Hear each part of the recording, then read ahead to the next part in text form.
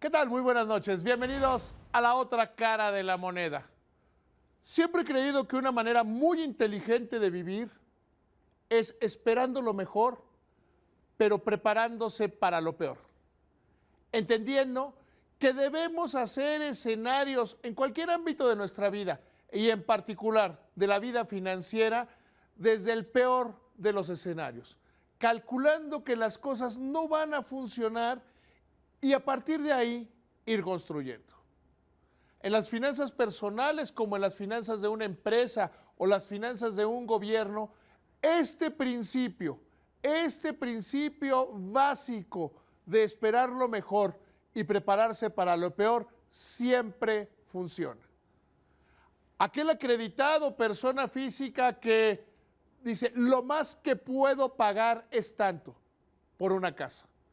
Luego pone si es la casa de sus sueños o no.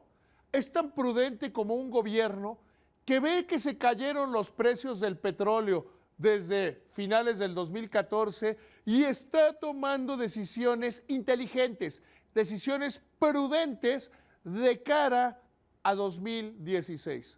Algunos, especialmente entre los políticos y más en estos tiempos, creen que la administración del presidente Enrique Peña Nieto está exagerando. Sin embargo, insisto, desde el punto de vista financiero del dinero, siempre es mejor creer que se va a tener menos dinero del que en realidad se tiene.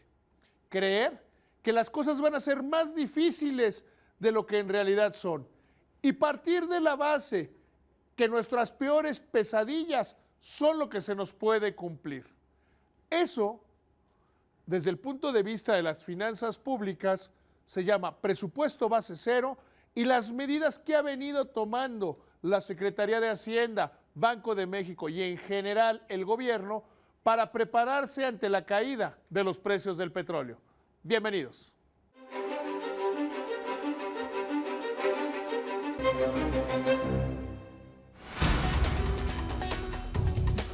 Debido a la baja en el precio de la mezcla mexicana de exportación, Luis Videgaray, secretario de Hacienda, declaró que debemos de acostumbrarnos a un choque permanente de ingresos en las finanzas públicas. Es por esto que se ha realizado un ajuste preventivo al gasto y se contempla contratar coberturas petroleras para el 2016.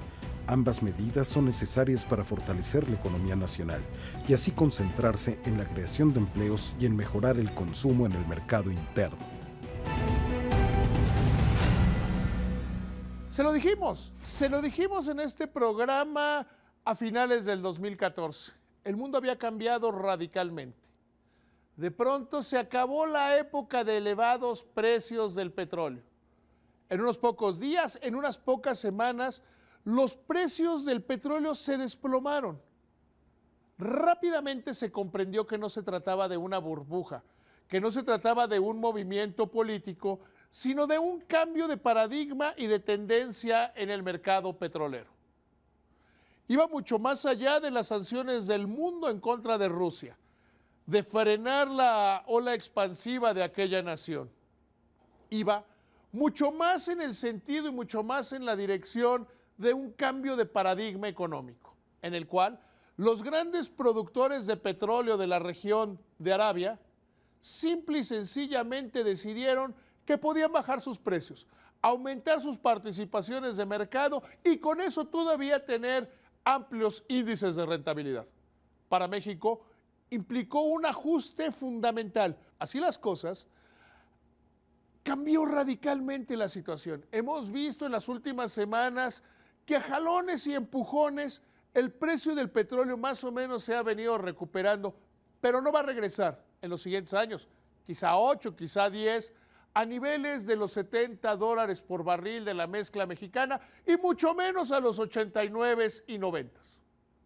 Eso planteó para el gobierno mexicano la necesidad de verse en otro espejo, de ver las cosas de una manera total y absolutamente diferentes.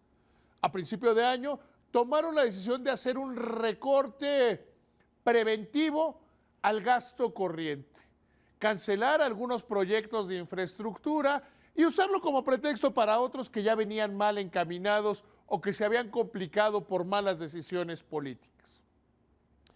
El gobierno lo dijo en aquel momento, los ingresos petroleros de 2015 están asegurados. Para 2016 veremos qué hacemos. En aquel momento veremos qué decisiones en materia económica son las que debemos tomar. Y planteó un reto para los legisladores. Les dijo, señoras, señores, hagamos un presupuesto base cero, un presupuesto en el cual todo esté a revisión, todos los gastos se deban revisar, comenzando por el gasto corriente, pero preguntándonos programa por programa, gasto por gasto, qué eficiencia y qué rentabilidad tienen para mejorar los niveles de vida de la población.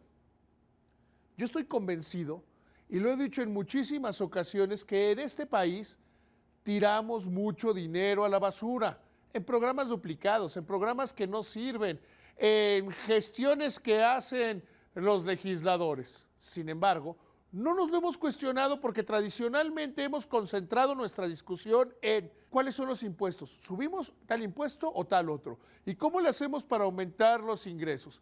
La Comisión de Hacienda de la Cámara de Diputados de esta saliente legislatura dijo de entrada el 75% del presupuesto no se toca. Es como si usted en su casa dijera, a ver, nos tenemos que apretar el cinturón, tenemos que revisar en qué estamos gastando, y el esposo o la esposa le dijera, este 75% no se toca. ¿Por qué no?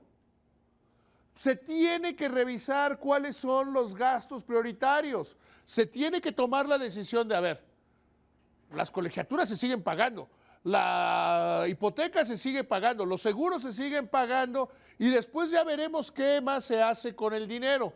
Sin embargo, hemos visto cómo se ha complicado la discusión, cómo se ha ido perdiendo y cómo el gobierno ve que cada vez tiene menores márgenes para lograr esto que sería del calado, del tamaño de una reforma estructural. Sería entender que el secreto fiscal, y quizá una de las razones por las cuales México no crece, es porque gastamos muy mal, porque no sabemos gastar, porque somos una de esas familias que por más dinero que tenga le quema las manos y se acaba.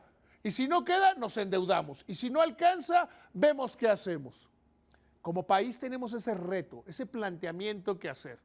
Sin embargo, la Secretaría de Hacienda no se ha quedado con los brazos cruzados y ha venido tomando decisiones inteligentes. De entrada, ha venido comprando coberturas del precio del petróleo para 2016, que van a ser pocas, sí, que le van a salir caras también. Pero una de las cosas que ha dado certidumbre y certeza a las finanzas públicas en este país ha sido sin lugar a dudas el tener coberturas. Las tenemos desde 2003 y han funcionado muy bien. Hace unas semanas se dio a conocer el informe trimestral de Petróleos Mexicanos, en el cual muestra que se está desplomando, que tiene una pérdida de operación, que cada vez vende menos petróleo y que tiene problemas cambiarios. Pero las finanzas públicas no han sido afectadas. Si vemos, por ejemplo, durante este primer trimestre, los ingresos presupuestales del gobierno federal incluso crecieron. Y lo hicieron por algunas operaciones que simple y sencillamente son de una única ocasión. Destaca sin lugar a dudas el remanente de operación de Banco de México de 31,400 millones de pesos, que se me voy a dedicar un poquito más adelante a hablar de él.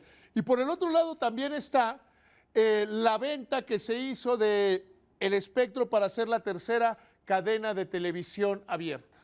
Con estos recursos, el gobierno de una sola ocasión puede mantener los ingresos presupuestales ante la caída del precio del petróleo.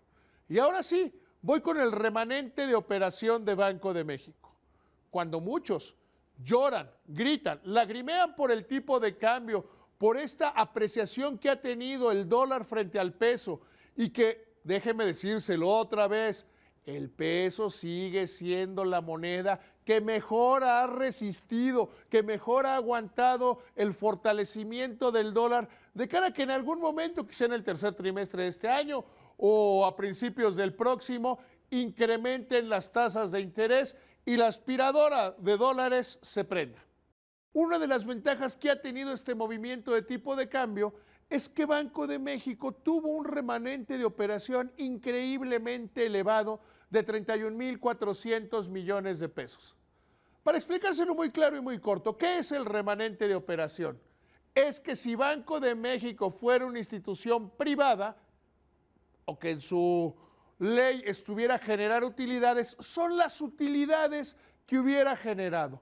Gran parte tienen que ver porque tiene prácticamente 200,000 millones de dólares y si aumentan de valor, pues evidentemente aumenta en términos de pesos la utilidad del Banco de México. Insisto, el nombre correcto es remanente de operación porque no es una institución diseñada para generar utilidades. ¿Qué se hace con este remanente de operación?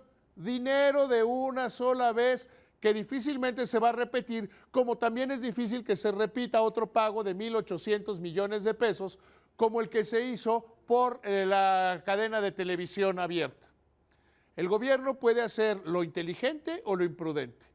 Tomó el remanente de operación de Banco de México y le etiquetó de una vez. El dinero fue enviado a la tesorería de la Federación y en la tesorería de la Federación se tomó la decisión correcta. Vamos a utilizarlo íntegramente en gasto de infraestructura. Es dinero de una sola vez que nos tiene que servir para mucho más. Es dinero de una sola ocasión o que no hay seguridad de que se vaya a repetir, que nos debe servir para más.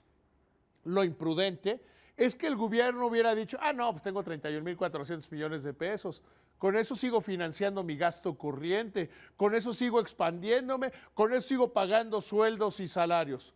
Los sueldos y salarios en una posición responsable desde el manejo de las finanzas públicas deben salir de los ingresos recurrentes, de los ingresos que son seguros, no de aquel dinero que es de una sola ocasión, no de aquellos fondos que puede que sí o puede que no se repitan. El tomar el remanente de operación de Banco de México, estos 31,400 millones de pesos, y destinarlos a infraestructura, libera presión de una manera muy importante sobre las finanzas públicas. Sin embargo, el reto ahí sigue y la discusión debe mantenerse por el bien de México, por el bien del crecimiento de la economía nacional. No podemos deshacernos del presupuesto base cero, no podemos olvidarlo por las presiones políticas. El gobierno, la administración del presidente Enrique Peña Nieto está haciendo lo correcto, está viendo dónde hay recursos y cómo los usa de una manera más inteligente. Cómo tapa huecos con recursos que vienen de una sola ocasión y cómo permite mantener el tren de crecimiento. Sin embargo, estamos ante una oportunidad única. Lo he dicho a lo largo de todo el año este programa y espero no tener que hacer alguna otra cara de la moneda donde diga nos equivocamos como país, volvimos a fallar. No tuvimos capacidad, no tuvimos generosidad de revisar totalmente el presupuesto que tenemos en la Federación. El gobierno está actuando de una manera responsable y esto no tiene que ver con filiación o fobia a algún partido político.